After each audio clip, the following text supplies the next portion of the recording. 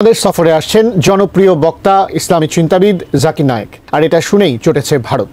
জাকির নায়েককে ঘিরে ইতিমধ্যেই বাংলাদেশকে কড়া বার্তাও দিয়েছে দেশটির পররাষ্ট্র মন্ত্রণালয়। ডক্টর জাকির নায়েক না, আমার সম্মতি অসম্মতি বড় কথা নয়।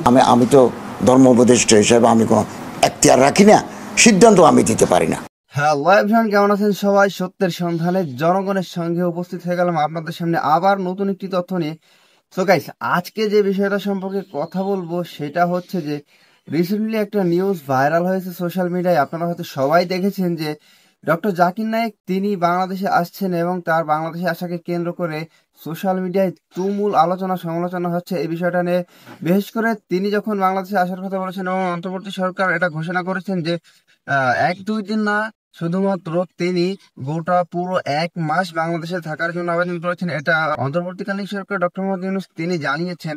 এবং তিনি যখন এই বিষয়টা প্রকাশ করেছেন তখন মাথা ব্যথা শুরু হয়ে গেছে ভারতের। কেননা ডক্টর জাকির নায়েক যখন ভারতে ছিলেন তখন তাকে ঘিরে অনেক ঝামেলা হয়েছিল ভারতে, এবং তার বিরুদ্ধে অনেক মামলা রয়েছে, মানি লন্ডারিং এবং তার বিদ্বেষমূলক বক্তব্য, এবং তারা তাকে একজন পলাতক আসামি হিসেবে দেখেন।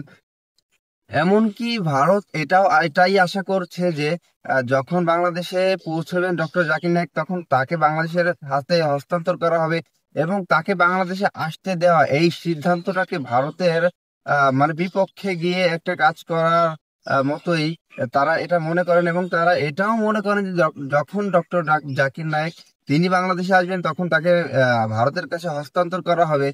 তো এখানে বাংলাদেশের যেই মূল বিষয়টা সেটা হচ্ছে যে ধর্ম উপদেষ্টাকে জিজ্ঞাসা করা হলে, প্রশ্ন করা হলে এই বিষয়ে তিনি বলেন যে এখানে আমার কোনো মানে দায়িত্ব নেই বা আমার এখানে কিছু করার নেই। এখানে পররাষ্ট্র উপদেষ্টা এবং স্বরাষ্ট্র উপদেষ্টা তারা যেটা ভালো মনে করবেন এটা সম্পূর্ণই তাদের দায়িত্ব। কেননা যখন বাইরে থেকে বা অন্য দেশ থেকে একজন মেহমান আসেন তখন তাদের পুরোপুরি দেখাশোনার দায়িত্ব বা তাদের যেই কার্যক্রমগুলো থাকে তখন এইগুলা সম্পূর্ণই স্বরাষ্ট্র উপদেষ্টা এবং যে পররাষ্ট্র উপদেষ্টা আছে তারাই দেখাশোনা করে থাকেন। তো সেখানে তাকে যদি প্রশ্ন করা হয় যে এখানে আপনার পার্সোনাল মতামতটা কি, তবে সেখানে ধর্ম উপদেষ্টা তিনি কথাটিকে সরাসরি এড়িয়ে গিয়েছেন। তিনি বললেন যে এখানে আমার পার্সোনাল কোনো মতামতের কোনো বিষয় নেই।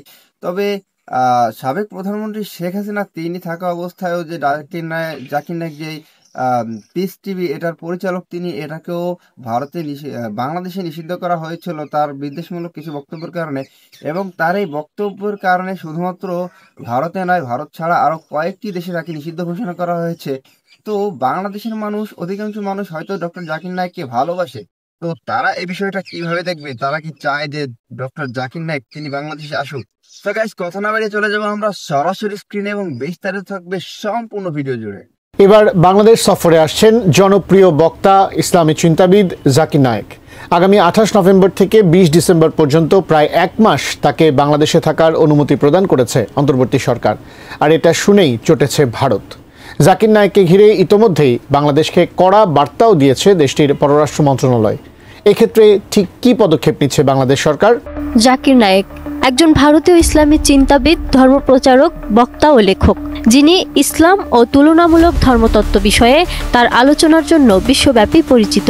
তিনি ইসলামিক রিসার্চ ফাউন্ডেশন এবং পিস টিভি নেটওয়ার্কের প্রতিষ্ঠাতা ও সভাপতি। তাছাড়াও পেশাগত জীবনে তিনি একজন মেডিকেল ডাক্তার। তার বেশ কিছু বক্তব্য বিতর্কিত হওয়ায় ভারতসহ বেশ কয়েকটি দেশ তাকে নিষিদ্ধ ঘোষণা করে। এরপর 2016 সালে তিনি ভারত ছাড়েন। বর্তমানে মালয়েশিয়ার স্থায়ী নাগরিকত্ব নিয়ে বসবাস করছেন জাকির নায়েক। ভারতে তার বিরুদ্ধে সন্ত্রাসবাদে অর্থায়ন, বিদ্বেষমূলক বক্তব্য এবং মানি লন্ডারিংয়ের অভিযোগ রয়েছে। তাছাড়াও তিনি ভারতীয় কর্তৃপক্ষের কাছে একজন পলাতক আসামি হিসেবে বিবেচিত, যার কারণে ভারত সরকার তাকে ফেরত পাঠানো নিয়ে মালয়েশিয়ার কাছে বেশ কয়েকবার অনুরোধও জানিয়েছে। এরই মধ্যে জানা গেছে বাংলাদেশের অন্তর্বর্তী সরকার জাকির নায়েককে আগামী 28 নভেম্বর থেকে 20 ডিসেম্বর পর্যন্ত প্রায় 1 মাস ব্যাপী বাংলাদেশে থাকার অনুমতি প্রদান করেছে। তাছাড়াও বিভিন্ন স্থানে বক্তৃতা দেওয়ার অনুমতি দিয়েছে। এদিকে এই সফরের খবর প্রকাশ্যে আসার পরপরই ভারত এর দ্রুত প্রতিক্রিয়া জানায়। ভারত এই পদক্ষেপকে বাংলাদেশ সরকারের পক্ষ থেকে একটি ভারত বিরোধী অবস্থান হিসেবে দেখছে। আর তাই ইসলামিক বক্তা জাকির নায়েকের আসন্ন এই বাংলাদেশ সফর নিয়ে কড়া বার্তা দিয়েছে দেশটি। ভারতের পক্ষ থেকে বলা হয়েছে, জাকির নায়েক একজন পলাতক আসামি এবং তিনি ভারতে ওয়ান্টেড। তাই তিনি বাংলাদেশে পৌঁছালে তাকে যেন ভারতের হাতে তুলে দেয়া হয়। বাংলাদেশ সরকারের কাছে ভারত এমনটাই আশা করে। গত 30 অক্টোবর এক সংবাদ সম্মেলনে এই বার্তা দেন ভারতের পররাষ্ট্র মন্ত্রণালয়ের মুখপাত্র রণধীর জয়সওয়াল। তিনি বলেন, জাকির নায়েক একজন পলাতক আসামি, তিনি ভারতে ওয়ান্টেড। তাই তারা আশা করেন নায়েক যেখানেই যান না কেন সেসব দেশ তার বিরুদ্ধে যথাযথ ব্যবস্থা নেবে। বাংলাদেশের সাবেক প্রধানমন্ত্রী শেখ হাসিনা সরকার 2016 সালে হলি আর্টিজান হামলার পর জাকির নায়েকের পিস টিভি চ্যানেল নিষিদ্ধ করেছিল। কারণ হিসেবে তখনকার সংবাদ মাধ্যমের প্রতিবেদনগুলো বলছে, হলি আর্টিজান হামলার তদন্তে দেখা গিয়েছিল যে এই হামলাকারীদের কেউ কেউ জাকির নায়েকের বক্তব্য দ্বারা প্রভাবিত হয়েছিল। তবে হাসিনার পতনের পর আরও অনেক নিয়মের মতো সেই নিষেধাজ্ঞাও শিথিল হয়ে গেছে। এমন প্রেক্ষাপটে এবার ঢাকায় আসছেন ডাক্তার জাকির। এদিকে তিনি ঢাকায় এলেই যেন তাকে ভারতের কাছে হস্তান্তর করা হয়, এমনটাই আশা করছে ভারতের পররাষ্ট্র মন্ত্রণালয়। ডক্টর জাকির নায়েক সাহেবকে যারা আনতে চাচ্ছেন, ওনাদের একটা দল আমার সাথে দেখা করেছেন। আমি ওনাদেরকে বলেছি যে এটা আমার ব্যাপার নয়, এটা পররাষ্ট্র এবং স্বরাষ্ট্রের ব্যাপার, ওনাদের এখতিয়ারে। এবং পররাষ্ট্র উপদেষ্টা আপনারা জানেন, ইতিমধ্যে বলেছেন যে তিনি এই ব্যাপারে অবহিত নন। তো কোনো বিদেশি মেহমান যখন কোনো দেশে আসে, এটা পররাষ্ট্র এবং স্বরাষ্ট্র ডিল করে থাকে, ওনাদের সিদ্ধান্ত নিতে হবে ওনার ব্যাপারে। আমি তো ধর্ম উপদেষ্টা হিসাবে আমি কোনো এখতিয়ার রাখি না, সিদ্ধান্ত আমি দিতে পারি না। এটা দেবেন স্বরাষ্ট্র, কোনো ল অ্যান্ড অর্ডার জড়িত কিনা বা পররাষ্ট্র যিনি আছেন তিনি দেবেন কিনা, এগুলো ওই দুই মন্ত্রণালয়ের ব্যাপার, আমার এখতিয়ার আসে না। না, আমার সম্মতি অসম্মতি বড় কথা নয়। কোনো মেহমান বাংলাদেশে আসবেন, সেটা দেখভাল করবেন স্বরাষ্ট্র এবং পররাষ্ট্র।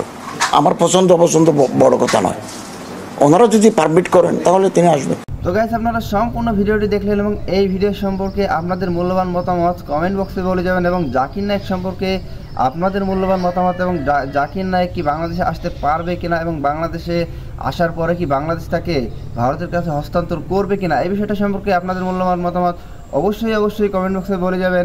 দেখা হবে আপনাদের সাথে অন্য কোনো ভিডিওতে। ততক্ষণ পর্যন্ত ভালো থাকবেন, সুস্থ থাকবেন। আল্লাহ হাফেজ।